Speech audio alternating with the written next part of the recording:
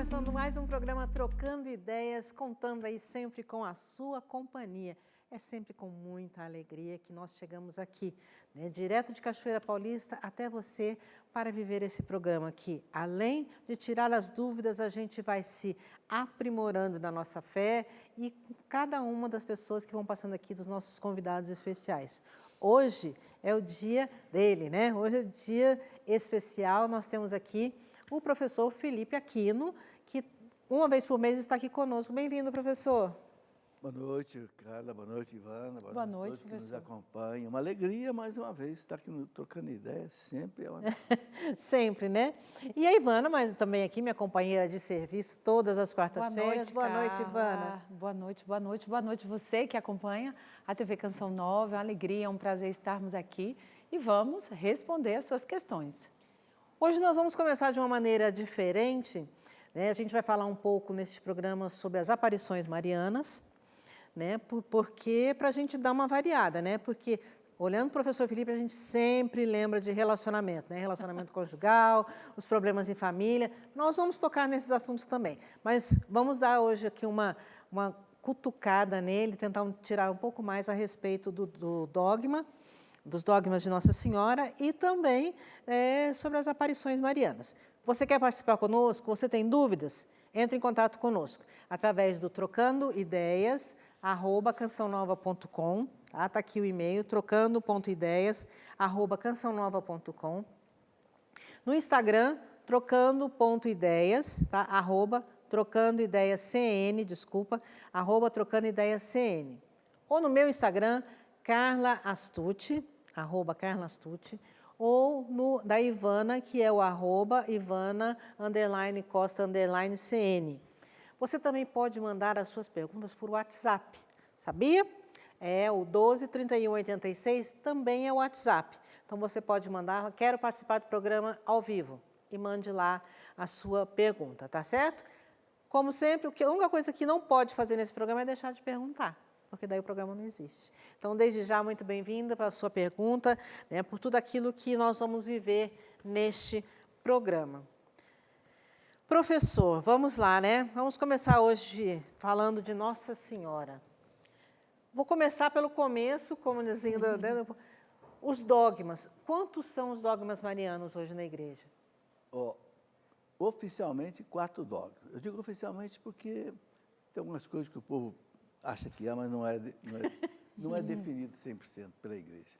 Mas, basicamente, 4. Né? Maternidade divina, Nossa Senhora, Mãe de Deus, Theotokos, né? Proclamada no Concílio de Éfeso, em 431. Né? O outro dogma da Imaculada Conceição, proclamada em 1854 pelo Papa Pio IX.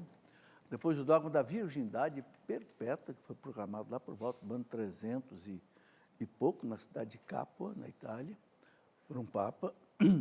E depois o dogma da Assunção de Nossa Senhora ao Céu, que foi o último dogma proclamado em 1950 pelo Papa Pio XII. Não é? É impressionante, poucas vezes na história da Igreja um Papa chamou para si a responsabilidade de definir um dogma. Não é? E são, na história da Igreja, mais ou menos umas 14 vezes em que um Papa chamou para ele essa responsabilidade. E desses 14 vezes, mais ou menos, 4 significam a Nossa Senhora. É muito significativo. É muito. No Concílio Vaticano II, pediram para o Concílio proclamar o dogma da corredentora, mas o Concílio achou que não devia, porque podia dar uma má interpretação, como se a salvação dependesse mais dela do que de Cristo. Então, mas aí, depois pediram para o Papa João Paulo II, no pontificado dele, ele falou, não, o Concílio já analisou, respeita o Concílio, mas aí ele falou uma coisa muito importante, ela é aquela que mais cooperou com a obra da redenção. E escreveu aquela encíclica maravilhosa do Redentoris Mater, né? Nossa, escreveu coisas maravilhosas, né? João Paulo II. Ele era apaixonado, mariano, né? Apaixonado por nosso Totus Tu. Então, extremamente ligou o ministério dele à Virgem Maria e extremamente devoto a São Louis Marie Grillon de Montfort, vou usar todo o meu francês, né? Essa devoção é fantástica. Então, assim, ele exalou isso. E quanto que ele tocou, né, a humanidade por essa devoção tão filial à Virgem Maria. E a gente sabe, né, o Ivana, que o muro de Berlim caiu, o muro da vergonha, o comunismo desabou, pelo menos a União das Repúblicas Socialistas Soviéticas desabou em 1990. Foi graças à ação de Nossa Senhora pelo trabalho do Papa João Paulo II.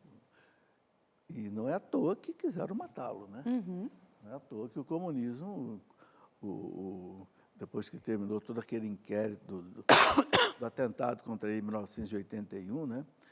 Depois eu li, o presidente da Itália falou, né? Que realmente foi a KGB russa que tentou eliminar o Papa, porque sabia que ali pela Polônia, pelo Solidarność, né? Aquele sindicato ali, ele ia minar e minou mesmo, mas a gente vê que foi a mão de Nossa Senhora. Foi sobrenatural, né? Não é... Agora, é muito bonito também, assim, falando, né, a resistência de um povo. Estudando sobre essa resistência dos poloneses enquanto o domínio soviético, é muito interessante notar uma coisa, era um povo completamente ligado à sua cultura e à sua história.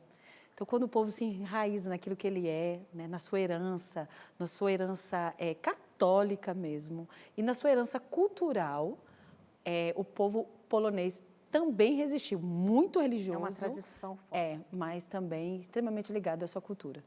Sem dúvida. E uma coisa que eu também queria, que fiquei muito impressionado de ver, vocês já devem ter visto, lá no pátio da Basílica de Fátima, né, em Portugal, colocaram um pedaço do muro de Berlim. Sim.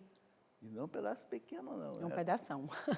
Quer dizer, eu não sei quem teve a iniciativa de fazer aquilo, mas aqui, para mim, foi uma comprovação, realmente, aquele muro desabou pelas mãos de Nossa Senhora de Fátima. Amém, né? Graças a Deus. Ivana, a gente falando, já que você gastou um pouco do seu francês, e a gente, antes de começar o programa aqui, conversando sobre também a questão hoje da fé na Europa, principalmente na França, né, como que a fé está enfraquecida. Mas a gente percebe que na França existem muitas devoções, muitas aparições marianas que são expressivas no mundo, né? Porque tem várias, mas assim, que são de grande peso. Como é que você vê isso ali com aquele povo e essa graça que Deus deu? As mais conhecidas, né? Lourdes, aqui no Brasil, muito conhecida também La Salette, e muito conhecida também, que lá não é conhecida como Nossa Senhora das Graças, porque olha só que interessante. Nossa Senhora das Graças na França é ligada a uma aparição que aconteceu na diocese onde a Canção Nova está instalada, no Var, que ela apareceu em 1600. Então, ela se disse lá Nossa Senhora das Graças. A Nossa Senhora das Graças, que nós brasileiros chamamos, lá na França é conhecida como Notre-Dame de la Rue du Bac. Então, Nossa Senhora da Rua do Bac, porque ela apareceu dentro, né, do Mosteiro das Irmãs da Caridade, de São Vicente, e fica ali, é interessante a gente falar. Que é da medalha milagrosa. Que é a medalha... A gente fala Nossa Senhora da medalha milagrosa. Então, assim, é interessante porque existe, de fato, um amor materno muito grande de Nossa Senhora com todos os seus filhos, e ela apareceu muitas vezes na França. Essas são as mais conhecidas. Quer dizer que em 1630, é isso? Ela apareceu? 630, século XVII. Em que lugar que você falou? No Mont de Bessignon, no sul da França, professor, na diocese do Var. Essa devoção que para eles é Nossa Senhora é Nossa Senhora das Graças, porque ela se disse lá Nossa Senhora das Graças. E a imagem? É a mesma imagem da de 1930? Não. É completamente diferente, porque Nossa Senhora aparece ali para Santa Catarina com as mãos abertas, né? E ela disse... E os raios? Que muitos raios que não estavam acesos, né? Brilhando, porque eram muitas graças que nós não acolhemos, não recebemos. Lá não, ela aparece com o menino no braço. E ela se nomeia, eu sou a Nossa Senhora das Graças. Ela aparece com o menino, São José atrás dela e São Miguel. É uma aparição muito bonita, por sinal. Meu Deus, muito essa veio com força. E é uma aparição extremamente ligada a graças de maternidade. Olha só que interessante. Lourdes, a gente tem as graças de doenças. Lourdes se você for no dia 13 de fevereiro, Lourdes é muito frio, então você não vai ter uma grande quantidade de pessoas. Tem alguns devotos, mas quando você vai em agosto, aquele pátio é tomado de cadeirantes. E uma vez, conversando com os médicos, eles falaram, são pelo menos 1 milagre por dia. Nossa. Comprovado pelos médicos. Então, Lourdes é um lugar de doentes. Nossa Senhora intercede e milagres, né? Então, e Nossa Senhora da Rodubach é esse lugar materno de aconchego, que é impressionante, como você se sente bem. Então, é ela gritando para os seus filhos, né? Ela protegeu a França na época da peste, com a aparição da medalha milagrosa. Então, você vê um amor materno muito grande.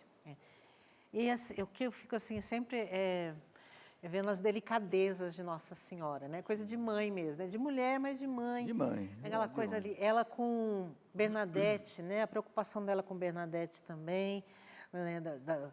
Até mesmo no final das aparições, ali na Medalha Milagrosa, que não vou usar o francês aquela questão daquela cadeira que fica ali, aquilo é impressionante, que ela diz que é a cadeira que Nossa Senhora ficava sentada conversando com ela, né? Então, são coisas assim que Lúcia, que daí eu estou indo lá para Portugal. Lúcia dizia que Nossa Senhora conversava no quarto dela, né? Falava até para a Marta, mas a senhora não viu? Mas ela estava aqui. É como se fosse assim, né? Eu, Ivana, o professor Felipe, né? Aqui conversando. Não, mas era Nossa Senhora. Então, essas delicadezas de Nossa Senhora que, apesar de ser extraordinário, né?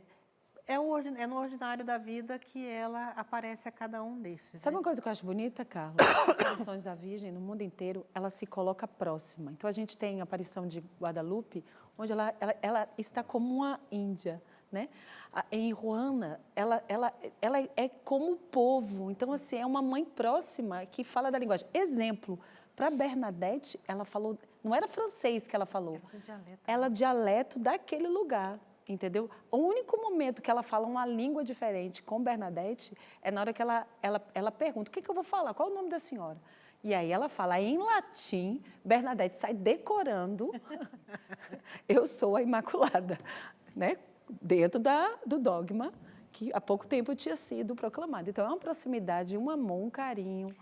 E a gente percebe muito isso, professor, quando a gente vai em Nazaré, lá na Terra Santa, né? Sim. Na Basílica de Nazaré, toda em volta, assim, as Nossas Senhoras, né?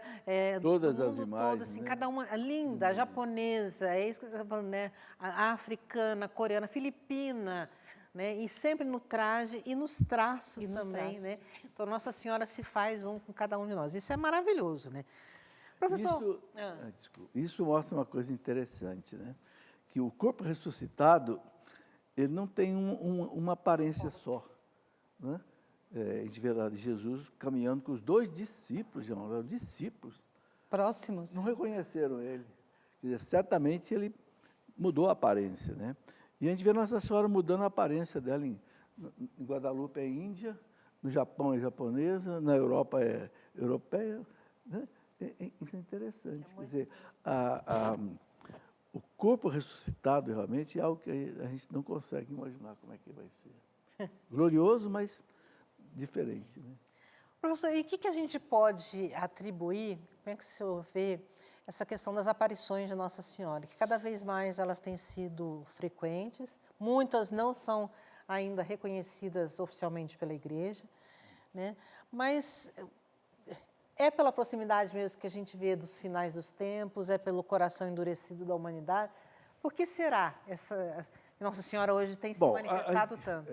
Quando a igreja fala das revelações particulares, né, que inclusive a igreja coloca que ninguém é obrigado a acreditar. Né, mas o bom senso manda a gente acreditar. Né?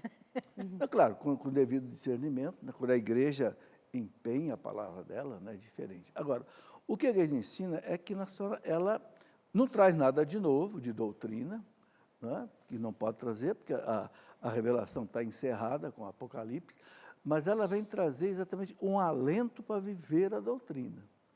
Né? E aí o que eu acho muito marcante nas aparições dela, principalmente as mais recentes, né, a partir aí de 1800, é a insistência dela com relação ao rosário. Né? Inclusive, Nossa Senhora do Santo Rosário, né? fruto lá da guerra das nações cristãs contra os muçulmanos, em 1571, né? O Papa declarou 7 de outubro, né? Nossa Senhora do Santo Rosário. Quer dizer, ela vem em socorro da cristandade num momento importante. Por exemplo, né? Quando as aparições de Nossa Senhora ali na França,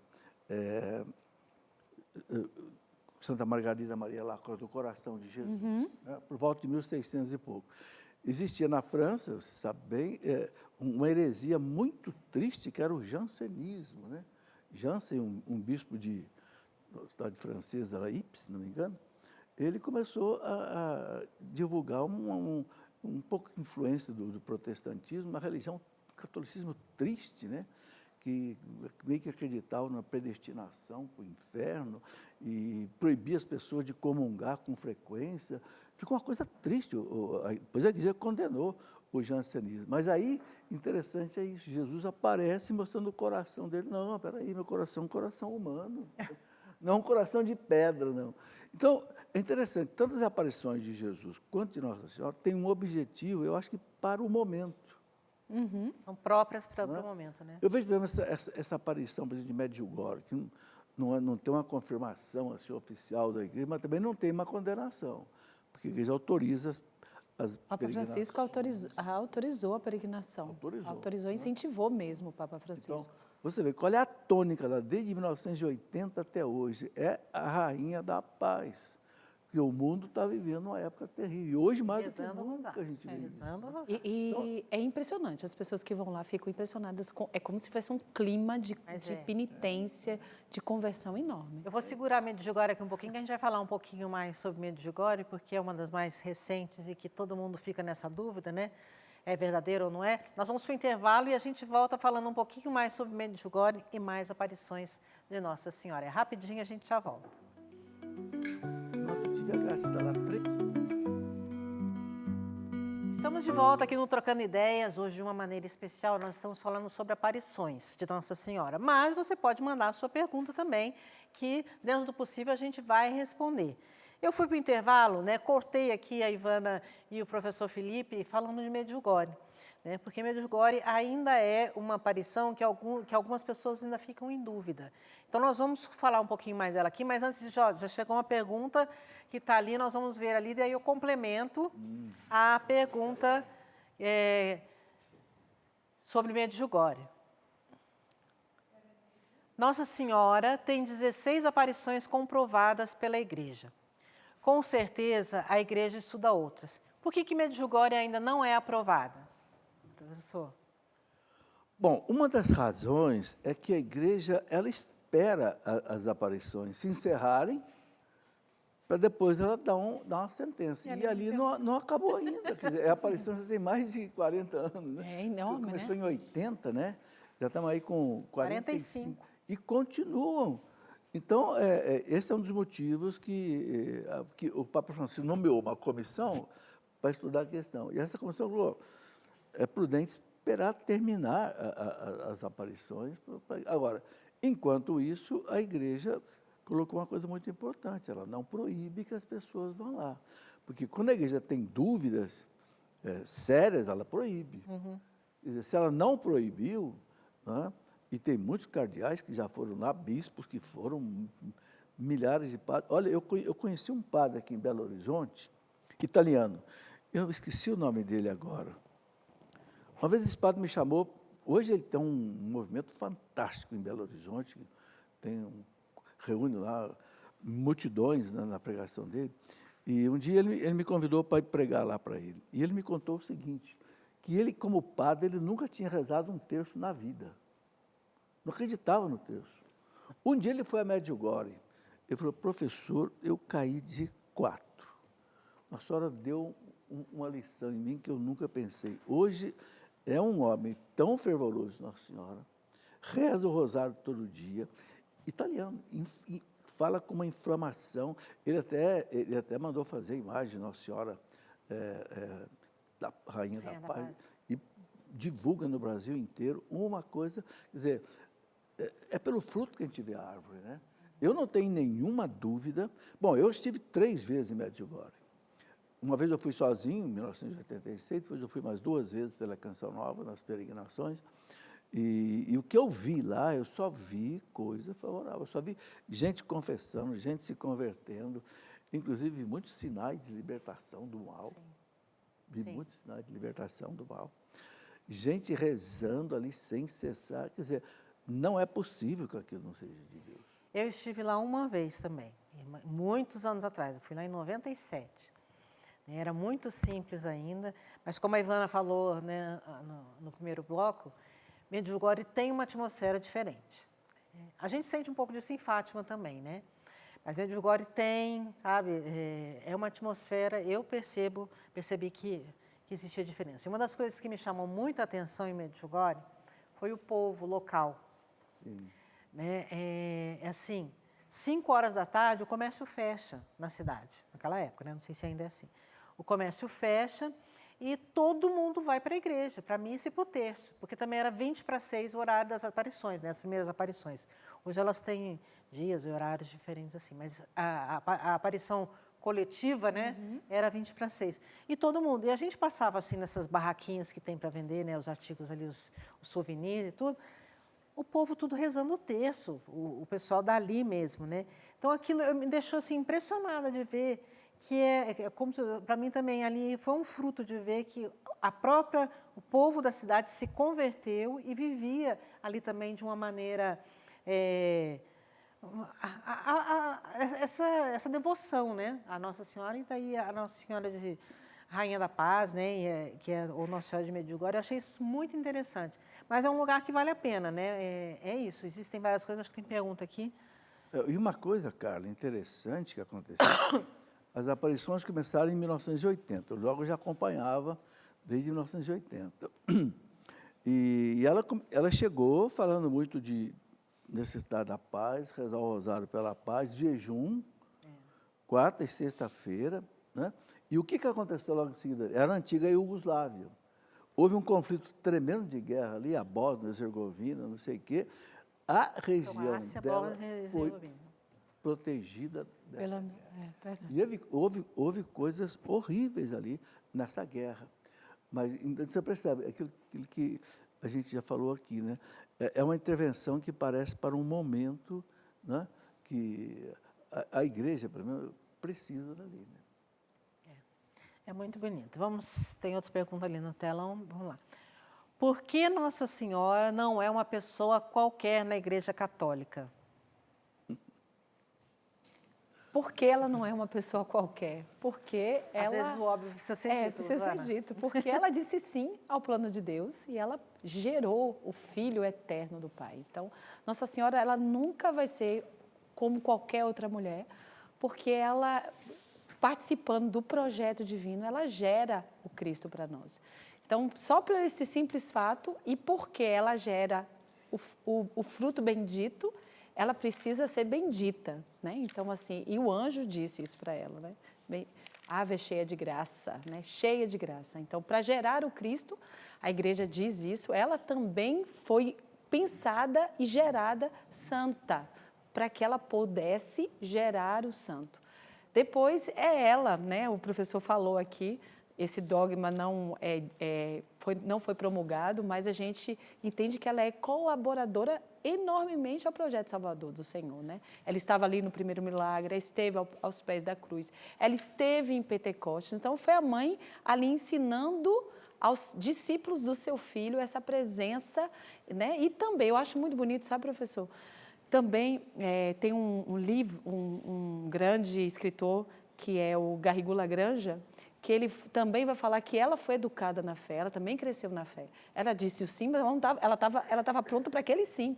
Ela foi sendo educada, né, para ela exercer a missão dela, que é mãe de todos nós. Então, para mim, por isso, ela não é. Mas aqui está o mestre, que ele pode falar muito mais. Ele até abriu o catecismo. Não, eu abri porque eu me lembrei aqui, quando o catecismo fala de Nossa Senhora, aqui no parágrafo 488, né? Ele diz assim, ele fala da predestinação de Maria. Ela foi predestinada, ela foi escolhida por Deus. Então, diz aqui o catecismo, olha, Deus enviou seu Filho, porém, para formar-lhe um corpo, quis a livre cooperação de uma criatura. Né? Porque desde toda a eternidade, Deus escolheu para ser a mãe de seu Filho. Olha, desde a eternidade, Deus escolheu Maria para ser a mãe do seu filho. E continua dizendo aqui, uma filha de Israel, uma jovem judia de Nazaré, da Galileia, uma virgem prometida em casamento a um homem, José. Tal. Quer dizer, então, desde toda a eternidade, olhando para todas as mulheres ali, da época do mundo, escolhe ela. Então, não pode ser uma mulher qualquer. Não é uma mulher qualquer. E eu, de certa forma, transfiro a mesma coisa para São José, sabe? Porque se Deus escolheu a sua mãe, você não pode escolher a sua mãe, nem eu. Mas elas foram boas, né? São. Mas a gente não pode escolher. Mas ele pôde escolher a mãe. Isso é significativo. E escolheu ela. Por que não escolheu outra? Né? Ela fala no Magnífica, por que escolheu ela, né? Ele olhou para a humildade da sua serva. Está aí. O que fascinou Maria em Deus, né? Então, não tem como a gente olhar para ela como uma mulher qualquer. Sabe uma coisa que uma vez um irmão de comunidade me contou? Ele morou em Nazaré e disse que ele estava um dia ali rezando, porque a gente da comunidade tem um pouquinho de acesso à Basílica de Nazaré. E Dom Bruno, que hoje é bispo, né, em Malta, mostrou para ele assim eu nunca fui, espero um dia ter essa chance, né? A cúpula da Basílica, e lá é um lírio. Aí, Nazaré quer dizer lírio da Galileia. E ele falava assim, quem é o lírio da Galileia? Quem ele olhou e viu? É ela, a Virgem é o lírio da Galileia. E olha só que bonito, ele falou assim, São José, quando segura o lírio não é só a representação da pureza, mas ele é o custódio da vida. O custódio da Virgem, da flor da Galileia, do lírio da Galileia. Então, ela é o lírio da Galileia. É misterioso, né? A gente só vai entender no dia que a gente encontrar diante de Deus, e aí a gente vai entender face a face aquilo que a gente não consegue ainda ver, né? E entender e se alegrar. Muita gente vai se assustar, mas... E eu chamo a atenção também para São José também, né? Porque por que São José aparece com o lírio, né? É uma tradição... Alguns acham que é lenda, mas eu acho bonita essa história, né? Quando o sumo sacerdote quis escolher um esposo para Maria, porque teria sido revelado a ele que ela precisava ter um esposo. Aí que ele reuniu todos os varões, né, de Jerusalém que podiam se casar e deu uma vara para cada um. E aí rezaram e disseram, a vara que florescer vai ser esse. E a vara que floresceu foi de São José. Que lindo. Por isso que a imagem de São José aparece com a vara, é uma vara com o lírio, né? Então, veja que coisa bonita. Então, quer dizer, José, não é à toa que José e Maria são pai e mãe da igreja, né? O mesmo Papa que proclamou a Imaculada Conceição, Pio IX, proclamou José patrono universal da igreja, pai da igreja. Maria é mãe, José é pai. Eu até costumo dizer o seguinte, eu acho que todas as igrejas do mundo têm que ter a imagem dos dois. Sim. Às vezes, a imagem de Maria tem mais, mas a imagem de José muita gente esquece, sabe? Mas olha, gente, eu me lembro, né, quando começou a Primeira Guerra Mundial, o Papa Bento XV, né, ele escreveu uma encíclica convocando o povo para implorar a São José a defesa da igreja e a paz. Os papas sempre falaram. Então, José e Maria, né, também são duas pessoas eleitas por Deus. Não tem como. Deus elege algumas pessoas. Não elegeu Moisés, não elegeu Pedro, não elegeu, né, Padre Jonas. Elege. Deus escolhe. Deus, ele faz as obras dele através de pessoas que ele escolhe, né? É lindo, né, gente, fazer parte desses projetos todos de Deus. Mais uma pergunta. Ali, isso já é retorno do primeiro nosso. Dogmas da Virgem Maria. Posso não crer neles? Se você é católico, apostólico, romano, você tem que acreditar neles. né? Porque isso faz parte da doutrina da fé, são dogmas proclamados pela igreja, que veio, como o professor falou, depois de muito tempo de estudo, né? De uma escuta profunda, de uma escuta da tradição, né? Os papas, como o professor explicou, chamam para si e ali proclamam um dogma de fé. E ali falam, não, a gente acredita, como eu vou recordar, bem falou o professor Felipe, acho que caiu aqui meu microfone, mas está tudo bem. São 4 dogmas e a gente precisa acreditar, não é isso, professor? O dogma, acreditar no dogma não é facultativo. Não é facultativo. Obrigatório. Né? E não é só o dogma de Nossa Senhora, qualquer dogma da Igreja Católica. Qualquer dogma. Agora, eu queria colocar o seguinte, né? Todos os papas que proclamaram o dogma de Nossa Senhora, eles sempre colocaram o seguinte: foi revelado por Deus. Eu acho bonito isso. Não está na Bíblia que Nossa Senhora subiu ao céu. Talvez quando São João escreveu o Apocalipse, não sei se Nossa Senhora ainda estaria viva ou não, mas não iam falar de uma coisa que não tinha acontecido aí. E a Bíblia e os Evangelhos não foram escritos para falar de Maria, foram escritos para falar de Jesus. Não é? Mas, engraçado, né? Quando o Papa proclama, por exemplo, o dogma da Imaculada Conceição, foi revelado por Deus que a Virgem Maria foi isenta de todo o pecado, tanto original quanto pessoal. Quando o Pio XII proclamou a Assunção ao céu, mesma coisa. Foi revelado por Deus que a Virgem Maria, no término da sua vida terrena, foi elevada ao céu de corpo e de alma. Quer dizer, os papas empenham, né, a infalibilidade deles, porque o Concílio Vaticano I, em 1870, proclamou o dogma da infalibilidade do Papa quando ele proclama um dogma. Né? E a Igreja nunca duvidou disso. Então, realmente, o católico, ele não pode deixar. Mas eu não entendo. Espera aí, entender é outra coisa. Você entende de física nuclear? Talvez não. Você acredita que a física nuclear existe? Sim. Você entende de... Tem muita coisa que a gente acredita que não entende, não é? Verdade. E quando a coisa é revelada por Deus, mais depressa a gente tem que acreditar. O professor, eu tenho uma pergunta. Quando a pessoa voluntariamente ela se rejeita um dogma, ela está em ruptura com a fé? Ela é herege? Eu não digo que seja herege. Se ela não acreditar, mas ela não combater, porque a heresia, a Igreja coloca assim, quem é o herege? O herege é aquele que não acredita em alguma coisa e combate aquilo, entende? Luta contra uma verdade. Aí é um herege, quanto mais. Né? Agora, a pessoa não acreditar somente, eu penso que a pessoa aí, ela está no estado de pecado, mas sem, vamos dizer assim, passar pela excomunhão. Entendi. Sem estar expulsa da igreja, né, da fé. Mas é uma situação de... Mas é uma situação. Olha, sabe, quem tem dúvida sobre Nossa Senhora, deixa eu mostrar esse livro aqui. Eu não gosto de mostrar livro meu, mas esse livro, A Mulher do Apocalipse. Ah, mudou a capa dele. Hã? Mudou a capa dele. A moçada lá mexe com essas coisas. Mas eu falo dos dogmas e falo das devoções. E aqui eu me baseei muito em São Luís de Montfort.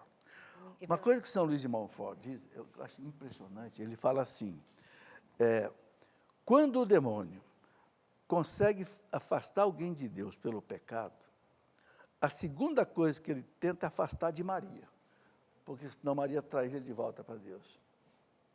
Porque a mãe vai até o inferno, se for preciso, para salvar um filho, né? É verdade. Então, sabe, não duvidem do poder de Nossa Senhora. O milagre das bodas de Caná mostra tudo, né, cara? Sim, sim. Acabou o vinho, ele transforma 600 litros de água. Eu fiquei impressionado, né? Devia transformar ali uns 20 litros de... Não, faz 600. 600, exagerado, né? Tomar banho. O casamento judeu demorava 7 dias. É verdade, tinha que ter muito. Mas veja, por quê? Porque ela pediu. E olha, não era a hora de começar o milagre. Ele disse, mulher, não está na hora ainda de eu começar o milagre. Impressionante. Né? Aí ela, quase como mãe, assim, eu não perguntei. Porque a gente, para os filhos, eles falam, não te perguntei isso, só mandei você fazer. Nossa Senhora quase falou isso para Jesus. Eu sei que a gente não pode comparar, né? Mas, assim, tão bonito no The Chosen, né? E aí ela pergunta para ele, quando vai ser a hora, né? E assim, né? Eu sei que não deve ter, não é provado que isso aconteceu, mas é bonito essa intervenção materna. Gente, mais um intervalo, chegou a hora aqui. Nós vamos rapidinho, prometo que é rapidinho, a gente já volta, até só de tomar essa aguinha, dar uma tossidinha e volta para acabar respondendo as perguntas. E agora eu vou chegar algumas perguntas aqui sobre relacionamento e já eu boto aqui na roda, tá bom? É rapidinho. Pergunta. Olá, estamos de volta aqui no programa Trocando Ideias, nosso último bloco. Hoje, de uma maneira especial, estamos falando sobre as aparições de Nossa Senhora, mas tudo aquilo que envolve um pouco, né? Os dogmas também, né? As escolhas de Deus na nossa vida e assim por diante. Então, graças a Deus, estamos trabalhando bastante nesse tema, mas eu vou agora abrir nesse bloco algumas perguntas de relacionamento que chegaram aqui, porque eu sei que as pessoas estão sempre com essa necessidade, né? Então, está aqui. Professor, ela diz assim, olá, me chamo Valdirene, já confessei um pecado. Tenho que falar dele outra vez? Não. Se você confessou, vamos dizer assim, integralmente o pecado, não escondeu nada, não tem que confessar de novo, não. Isso é uma coisa muito séria. Muitas vezes Deus já nos perdoou e a gente é que não se perdoa. Isso é perigoso. Se você confessou, bem claro, e tem outra coisa também, gente, na confessar um pecado, você não precisa entrar em todos os detalhes. Né? Vamos inventar um caso aqui, eu adulterei, olha, eu adulterei com a minha vizinha. Não precisa entrar. Eu adulterei, acabou. O padre já sabe a gravidade do pecado, Deus sabe muito mais ainda. Então, se colocou a essência do pecado, pronto, e está arrependido, e não quer mais fazer aquilo, Deus te perdoa, esquece. Tem que tomar cuidado com escrúpulo, né? Porque isso é escrúpulo. Isso é escrúpulo, porque a gente fica na dúvida de que Deus perdoou, né? Que a misericórdia de Deus atingiu a gente, que a gente foi perdoado por Deus, então a gente precisa tomar cuidado com escrúpulos. Exatamente. O importante é isso. Eu me arrependo desse pecado, porque não vai haver perdão se não houver arrependimento. Eu me arrependo, eu confessei o pecado, e eu não quero mais voltar ao pecado. Pronto. Recebeu a absolvição do padre, esquece esse pecado, porque Deus apagou. São aquelas coisinhas básicas que o Padre Márcio ensinou para a gente uns programas atrás aí, né? Se você não viu, vale a pena você procurar no CN Plus, né? O programa que foi feito com o Padre Márcio, que tem muitas coisas a respeito de confissão. Que, aliás, tem mais uma pergunta aqui sobre confissão. Devo me confessar ou ter uma direção espiritual vivendo em pecado mortal? Primeiro você tem que resolver sua vida, né? Porque se você vive em pecado mortal... E olha só, que interessante, você tem consciência da gravidade e você colocou o nome certo, é um pecado mortal.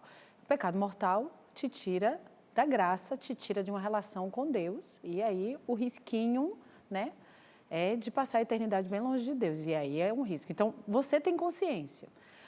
Confissão você não pode, porque se você não está determinada a mudar de vida, o que o professor acabou de dizer, que quando a gente confessa para todos os pecados, né, todos, veniais, graves, mortais, né, leves, a gente ter essa clareza profunda. Eu não quero, eu vou lutar para não mais pecar. Se você está em pecado mortal e permanece nele, você não tem como ter acesso à confissão. Então, não. Mas você pode procurar um padre para conversar, para pedir uma direção, para ele te esclarecer. Talvez um padre, né, ou uma pessoa madura na fé possa te mostrar caminhos. Olha, está vendo isso aqui? Tente isso aqui, faça isso aqui, questionar profundamente a gente, né? Ajudar um caminho de arrependimento. De arrependimento. Né? E também a gente não sabe se é uma condição. Com a confissão. Por exemplo, talvez essa pessoa já foi casada e hoje numa segunda união, né? Mas existem caminhos onde a pessoa pode fazer para que ela possa voltar ao estado de graça. E é interessante, né, quando o Papa João Paulo II escreveu aquela exortação apostólica sobre a família, em 1982, logo depois de um sino sobre a família, né, a familiares consórcio. Ele fala, por exemplo, sobre os casais de segunda união, né, ele fala, não se afaste da igreja. Não é porque você não pode confessar, não pode comungar, que você deve se afastar da igreja. Não, não afaste da igreja. Mesmo não podendo receber o sacramento. Não afaste, inclusive, ele diz, para quê? Para você continuar pedindo a Deus a graça de você arrumar a sua situação. Sim. Deus tem caminhos para resolver um problema, por exemplo, de segunda união.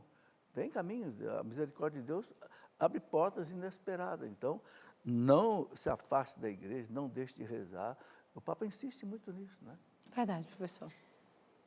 O que eu aprendi durante muitos anos também, que junto com o professor Felipe no Trocando Ideias, e que ele gosta de falar isso, é que não existe solução fácil para problema difícil.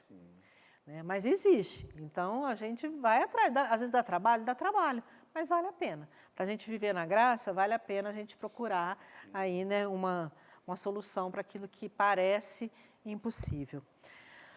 Aqui outra pergunta. Olha, moro junto há 15 anos. Estou há poucos dias para me casar na igreja, mas não sinto segura de que é a coisa certa. O relacionamento sempre foi muito conturbado e separamos algumas vezes. Não sei o que fazer para ouvir a Deus. Casa ou não casa? Eu acho que é preciso ter uma boa orientação. Aquilo que já apareceu na outra pergunta. Eu acho que vale a pena tirar essa sua dúvida, essa sua insegurança, com uma boa orientação espiritual. Por quê? Porque, veja bem, um casamento, para ser válido, qual é a coisa mais importante para que um casamento seja válido? É o consentimento pleno. O que é o consentimento pleno? Aquela pergunta que o padre faz no altar. Vocês querem se casar? É de livre, espontânea vontade? Que é mesmo, ninguém está enganado, ninguém está arrependido. Não é? Entende? Então, se tem algum obstáculo a esse consentimento pleno, o próprio casamento, de repente, pode não ser válido. 90% dos casos de declaração de nulidade de casamento dos tribunais da igreja cai exatamente na questão do consentimento. A pessoa casou, mas não queria casar, casou porque queria se ver livre dos pais, ou casou porque estava grávida, ou casou porque o rapaz era rico, mas não casou porque ama, porque, entendeu? Conhece o outro, sabe dos defeitos do outro, sabe das qualidades, quer casar, ele é pobre, mas eu quero, é rico, mas eu quero. Então casa. Mas tem que ter esse consentimento. Então, eu penso que antes de decidir casar, tira bem essa dúvida, para que não possa até prejudicar a própria validade do casamento. Depois de tantos anos, né, morando junto, então, acho que já dá 15 anos aí morando junto, já dá para ter uma noção do que você quer, né, e daquilo que é o melhor para vocês. Mas está aí, né? Deus abençoe aí e te dê o discernimento nessa situação. Professor, nós falamos em relacionamento, falamos também muito em confissão aqui, em pecado. Aí eu quero juntar agora as duas coisas com o início do programa, com a questão das aparições. A igreja leva em conta a vida pessoal dos videntes para reconhecer uma aparição? Leva. Evidentemente que leva. Né? Não só a vida pessoal, mas a sanidade mental, psicológica, né?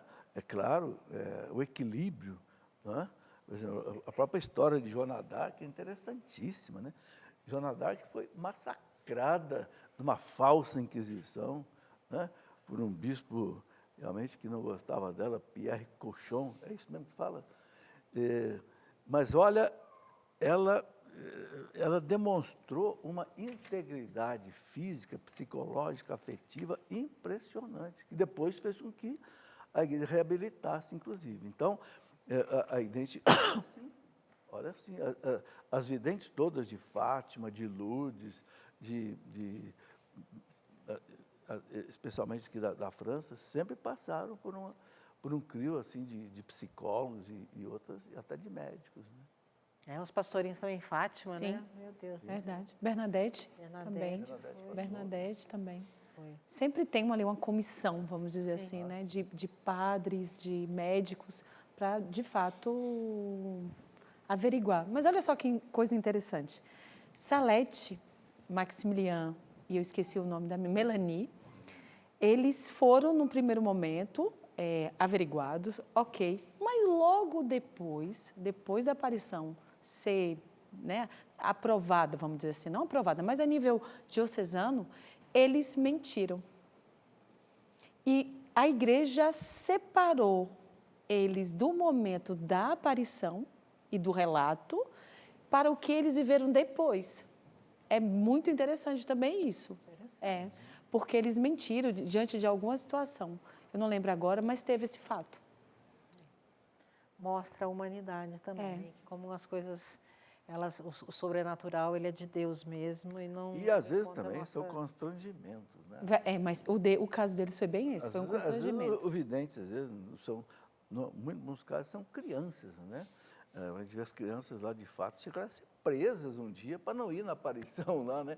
Então, às vezes, por causa dessas pressões, pode levar até uma criança. Bernadette também, professor, na última aparição, ela viu do outro lado do rio, né? Então, ela nem... Depois ela foi levada para o mosteiro, em Nevers, e ela nunca mais viu Lourdes. Não voltou a Lourdes. Que é um lugar lindo também, né, Ver? Né? Estive lá também. Por que tanta gente vê Nossa Senhora? Oh, Jesus! Por que tanta gente vê? Eu também não vi, não. Para mim, ela não deu a graça, não, professor. Eu acho que tem gente que vê sim, sabe? O dia que a Zila morreu, a minha esposa, no dia seguinte eu fui na missa. E uma moça que é piedosíssima, ela é uma verdadeira adoradora, ela fica na igreja quase que o dia inteiro rezando. Não fala com ninguém. Ela levantou no dia seguinte, que a minha esposa morreu, eu fui à missa, professor, Nossa Senhora apareceu para mim e disse que o senhor não vai ficar sozinho, viu? O senhor ficar tranquilo. Essa moça não me conhece. Né? Então, eu acredito sim que tem... E santos viram, né? Se santos viram, outros que ainda não foram canonizados podem ver também, né? São Bernardo, toda vez que passava por uma imagem de Nossa Senhora, ele dizia, salve Maria. Aí diz que um dia a imagem respondeu para ele, salve Bernardo. Que coisa linda! Salve Bernardo. Ai, Jesus, eu morria de susto. Então, a gente precisa melhorar a nossa relação. Precisando na relação, né? Morria de susto. Fazer igual São Bernardo agora. Salve Virgem. Vamos melhorando aí. Eu ia fazer uma pergunta, já me mandaram outra ali, olha. Por que algumas aparições de Nossa Senhora, não comprovadas pela igreja, falam mal do bispo e de padres? Isso é um indício da não veracidade?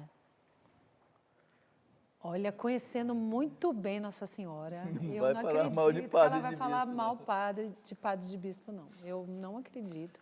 Acho que isso é um indício mesmo da gente ficar com a pulguinha atrás da orelha, agir com prudência, né? Perceber a veracidade da mensagem, porque eu não acredito que a Mãe de Deus, que em todos os momentos, né? E, aliás, quantas vezes ela obedeceu, né? O padre que insistiu, aqui me vem a aparição de Juan Diego, que o bispo pediu uma comprovação e o Juan Diego foi lá e falou assim, olha, ele pede alguma coisa. E ela mandou catar flor e levar. Né? E ali ela se mostra de forma milagrosa naquele manto, né? Que até hoje cientistas se debruçam para estudar. Então, eu não vejo Nossa Senhora falando mal de bispo, não.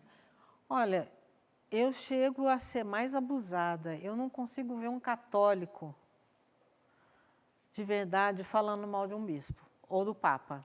Né? Para mim, isso é assim, algo que não cabe. Eu posso não concordar com o que o bispo diz, não com concordar o que é o outra padre coisa. diz, mas isso é problema meu. Né? Não é dos outros, eu não tenho que ficar partilhando isso com os outros. Então, eu também chego a duvidar em muito que Nossa Senhora vá permitir ou vá falar mal de qualquer sacerdote, porque a gente sempre tem que levar em conta que o padre, ele tem a humanidade dele, ele é humano como qualquer um de nós. mas tem ali no altar, ele tem um momento de persona Christi, né? Claro. E que não dá para a gente duvidar. Por pior que a gente acha que a pessoa não vale nada, como a gente, né? Porque a gente adora falar que os outros não valem nada, né? A gente vale tudo. Mas ali no altar é persona Christi, a gente tem que respeitar, existe uma unção ali, né, professor? Bispo, então, Claro, a unção sim. é dobrada ainda, né? A gente tem que ter esse cuidado, essa atenção, esse zelo. Não, houve na história da igreja santos que enfrentaram os papas, mas respeitaram o papa. Santa Catarina de Siena, quando o Papa estava lá, cativeiro, lá no Avignon, na França, 70 anos. Catarina de Siena saiu lá de Siena, foi na Itália, uma freirinha, ordem terceira de São Domingos. Chegou para o Papa Gregório, né? 11, e disse para ele, santidade, volte para Roma, porque eu estou sentindo o odor fétido do inferno aqui na sua corte. É brincadeira, uma freirinha. Abusadinha. Né? E o Papa fez as malas dele, ó, e se mandou para Roma. Nem cardeais, nem príncipes católicos conseguiam fazer o Papa sair da França, subjugado pelos franceses, entende? Todos os cardeais eram franceses. Olha, a Catarina foi lá, mas se curvou diante do Papa. Entendeu? É a ousadia da fé também, né? É a diferença entre o santo e o herege. O santo, ele aponta os erros da igreja, mas respeita a igreja, respeita a autoridade e não derruba a igreja. O herege derruba a igreja. Eu sei que não é uma aparição reconhecida, mas Nossa Senhora, né, falando, o movimento sacerdotal mariano, que ali ela fala, Muito meus bonito. filhos prediletos, né? Muito, Então, muito muito bonito. A gente sabe que quanto bem é um movimento que reza pelos padres, sim. né? E é um movimento querido por Nossa Senhora, onde ela pede oração pelos padres, porque são homens, gente. O padre, a gente falava isso num dos programas aqui, Padre Márcio conosco, falando, principalmente depois do caso daquele padre Mateu na Itália. Então, assim, são pessoas humanas, não são super-homens. Não. A gente não pode esquecer São disso. humanos e E precisam temos ter que essa rezar atenção. por eles, né? Cada vez mais, né? Porque Dá tempo de falar alguma coisa ainda? rapidinho dá. Então, sobre a questão de revelações de Nossa Senhora, uma coisa é a revelação em si, outra coisa é a interpretação. Muita gente pega a mensagem e fica interpretando. Veja bem, quem é que deve interpretar? É a igreja. Quando o Papa João Paulo II mandou revelar o terceiro segredo de Fátima, ele mandou o cardeal Ratzinger, depois se tornou o Papa Bento, ele fazer a interpretação, e ele foi conversar com a irmã Lúcia e contou para a irmã Lúcia a interpretação que ele tinha chegado. A irmã Lúcia falou, é isto mesmo. A mim coube receber a mensagem, a igreja cabe interpretar. Ai, que lindo. Olha que bonito. A igreja cabe interpretar, ponto final. Então, é preciso não ficar aí fazendo interpretações também, meio Pessoais, assim, facultativas aí, né? Nada pessoal, gente. Vamos com a igreja, porque a gente vai chegar lá. Chegamos ao final de mais um programa maravilhoso, né, gente? Aqui, agradecendo a presença do professor Felipe, da Ivana. E eu desafio você agora, né? Mande para a gente aqui qual é a sua devoção mariana. Mande para a gente aí no Instagram do Trocando Ideias, ou no meu, ou no da Ivana, que você viu aí ao longo do programa, e partilhe conosco qual é a sua devoção mariana. E a gente se encontra no próximo programa com a graça de Deus. Até! Amém.